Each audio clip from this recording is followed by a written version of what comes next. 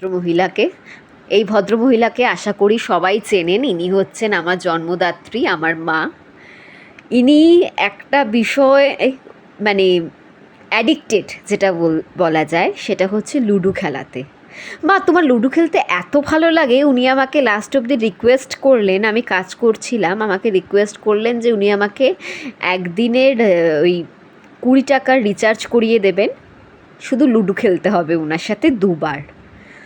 মা, এত লুডো প্রেমিক তুমি, কিছু বলো। আরে আমারও তো পার্সোনাল কিছু সময় আছে, একটু কাটাতে ইচ্ছা করে, একা থাকি সারাদিন, হ্যাঁ, কেউ সময় দেয় না, একটু লুডো খেলে মনটাকে ঠিক করে। লুডো খেললে মনটা ঠিক হয়ে যায়, আর কোনো গল্প আড্ডা কিচ্ছু দরকার নেই।